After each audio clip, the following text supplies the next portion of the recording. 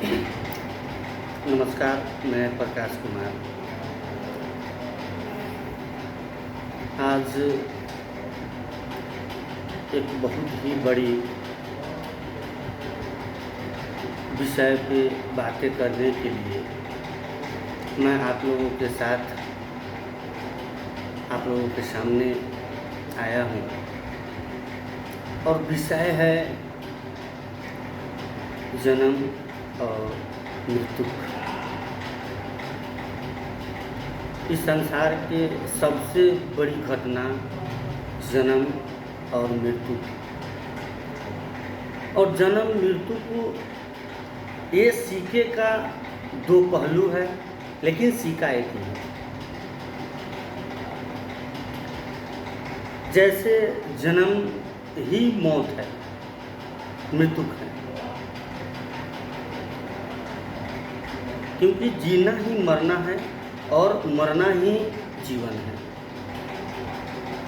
जैसे आप मिलाइए, आज आप क्या यहाँ सूर्य की किरणें और सुबह है, तो इस संसार में कहीं न कहीं अंधेरा होगी।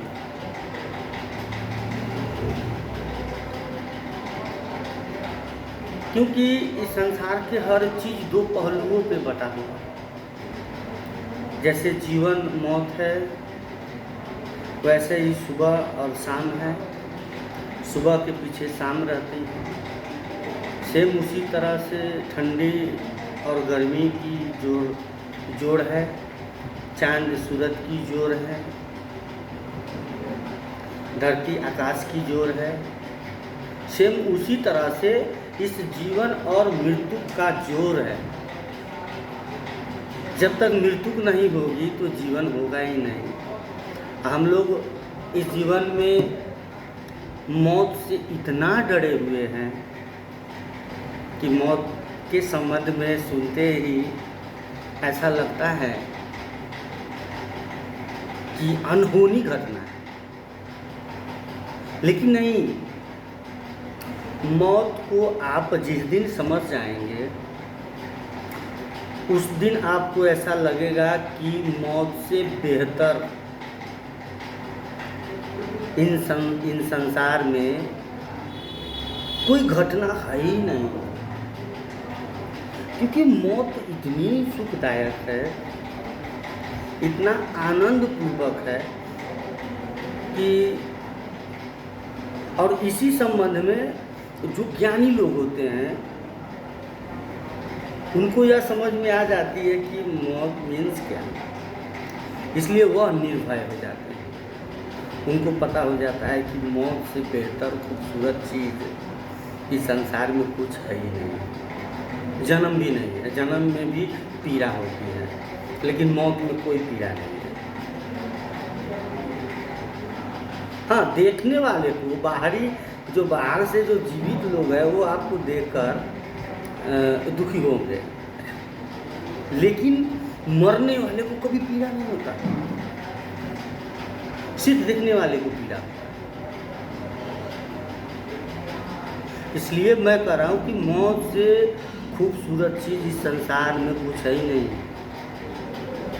भाई साहब, आप नहीं मरते, मरता है शरीर। और जो पक गया, जिसे पता हो गई, वह मौत को बड़ी बेताबी से इंतज़ार करता है और उस मौत को हर हमेशा धन्यवाद करता है कि तुम कब आओगे। क्योंकि बड़ी खूबसूरत पल है वो ध्यान मग्न हो जाना मर जाने के बाद। जीते जी तो जीवन में बहुत उथल पथल है, लेकिन मरने के बाद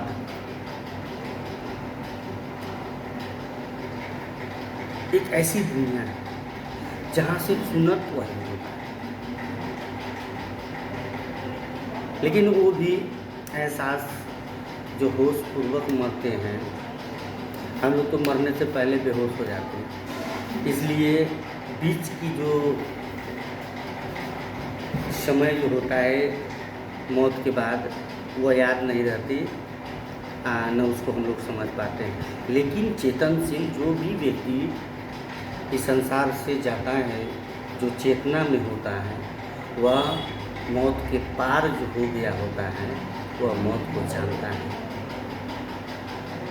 और उस बीच के दरमियान का जो समय है, जीवन और मौत के जो बीच आती है, उसको भी वह ध्यानपूर्वक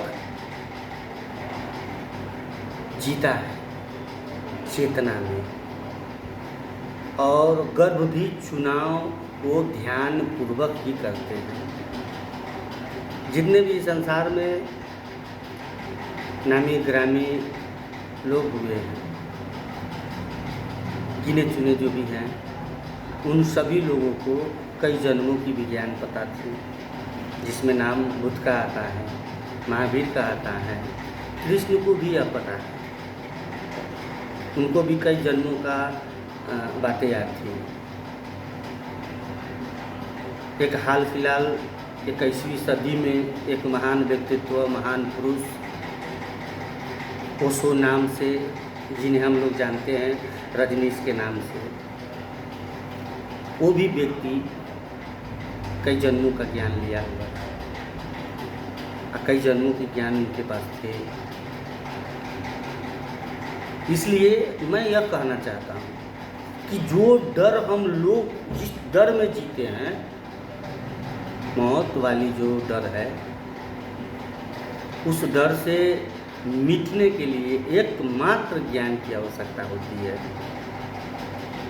जैसे ज्ञान आ जाएंगे तो वह मौत वाली बातें, जो डर है, वो खत्म हो जाती है। एक बार किसी गुरु के पास उनके शिष्य पूछते हैं, या बताइए कि मंसूर को टुकड़े टुकड़े करके मारा, फिर भी मंसूर हंसते रहा, और ईसा मसीह को लोग सूली पे चढ़ा दिया, फिर भी ईसा मसीह कभी मायूस नहीं हुआ, हंसते हंसते सूली पे चढ़ गया। इस बात का क्या कारण है?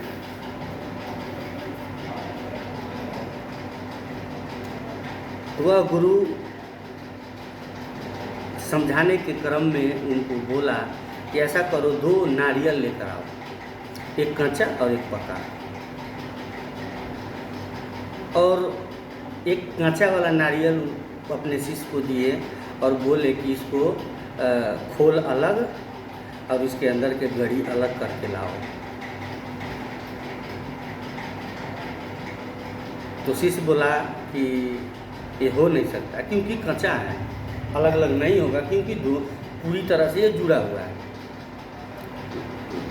फिर वह गुरु उस शिष्य को पका हुआ नारियल दिया, अब बोला कि इसको अलग अलग करो। शिष्य गया, फाट फाट करके उसको चीर चार के अलग अलग गड़ी और नारियल अलग अलग करके दे दिया गुरु को। तो गुरु ने पूछा कि क्या कारण है कि यह कच्चा हुआ नारियल अलग अलग नहीं हुआ और यह पका नारियल हो गया, इस बीच की बात बताओ।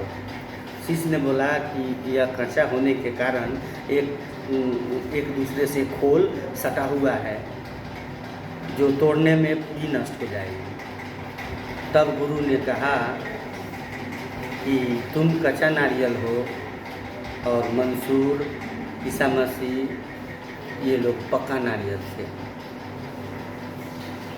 इसलिए यह अपने शरीर को कटते हुए देख रहे थे और दर्दों का फीलिंग नहीं हो रहा था, क्योंकि यह शरीर में दिख रहे थे लेकिन शरीर में थे नहीं।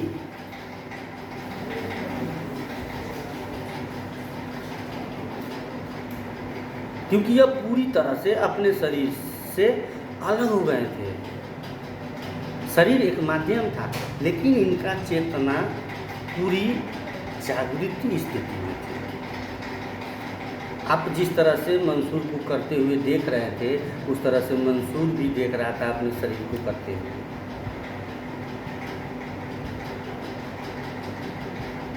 क्योंकि वह पका हुआ व्यक्ति, बुद्धत्व को प्राप्त व्यक्ति, शिवत्व को प्राप्त व्यक्ति थे। वो मंसूर बोला था कि अहो ब्रह्मामी। इसी कारण से उनको मार दिया गया। इनके पीछे बहुत बारी कहानियाँ हैं, इस विषय पर कभी बातें होंगी। तो मैं यह कहना चाहता हूँ कि यह जो भ्रांति हम लोगों को मौत के प्रति है, या हमारे आपके नासमझी के कारण, नहीं तो भैया मौत से खूबसूरत तो कुछ है ही नहीं। मौत तो धन्यवाद है, मौत ही जीवन है। इसलिए मौत को स्वीकार करिए, इनकार मत कीजिए। जैसे मौत को जिसने भी स्वीकार किया उसे जीवन ने मार दिया, और जिन्होंने जीवन को स्वीकार किया उसे मौत ने मार दिया। बुद्ध ने चले थे मौत को खोजने, जीवन मार दिया।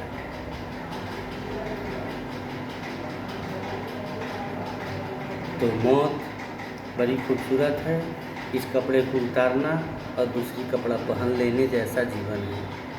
आज इस शरीर में हूँ, कल दूसरा शरीर भी हो सकता है। ये शरीर कभी कंकर पत्थर या किसी पेड़ पौधे में हो जाए। आज मेरे साथ है, इसलिए मौत को स्वीकार करें, इनकार न करें। हर हमेशा अपने जीवन को होशपूर्वक जिए और मौत को याद रखें कि एक दिन मरना है। और इसी कर्म में आप कर्म करें, आप कर्म कीजिएगा, उस कर्म में द्वेष नहीं, क्योंकि आपको ख्याल कि आया हूँ तो जाना है। इसलिए यह मौत धन्यवाद है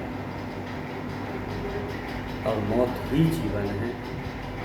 आज आप यहाँ सूरज उगी हुई है तो कहीं अंधेरा होगा, और कहीं अंधेरा होगा तो आप यहाँ सूरज होगा।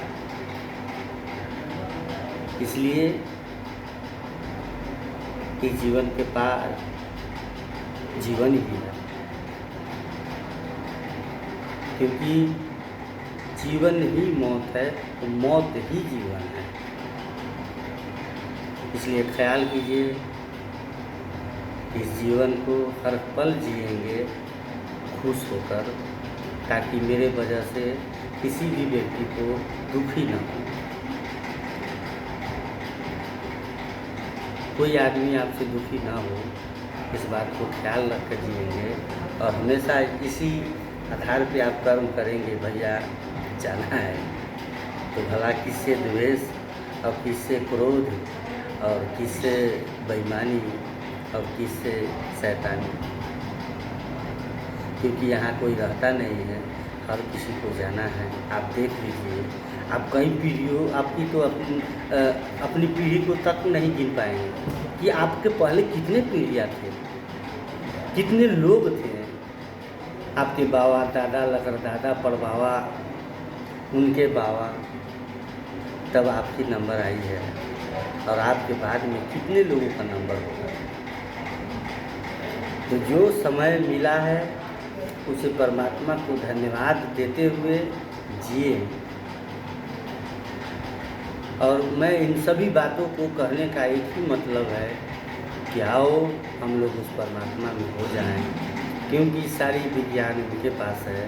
जिस दिन आप अपने अंदर में जीना चालू कर दीजिएगा, अपने परमात्मा से जीना चालू कर दीजिएगा, तो आपकी समस्त इस संसार की जो संकीर्णताएँ घेर कर रखा हुआ है, जिस कारण से आपको दुखी फीलिंग होता है, परेशान आप होते हैं, उदास होते हैं, निराश होते हैं, इन सभी का कारण आपके अंदर छुपा हुआ है। इसके अंदर जिस दिन आपकी यात्रा आपकी ओर हो जाएगी, उसी दिन यात्रा आपकी परमात्मा की ओर हो जाएगा, खुदा की ओर हो जाएगा, ईश्वर की ओर हो जाएगा, क्योंकि वह परमात्मा ईश्वर कहीं और है नहीं, हमारे आपके अंदर में छुप कर बैठे हुए हैं।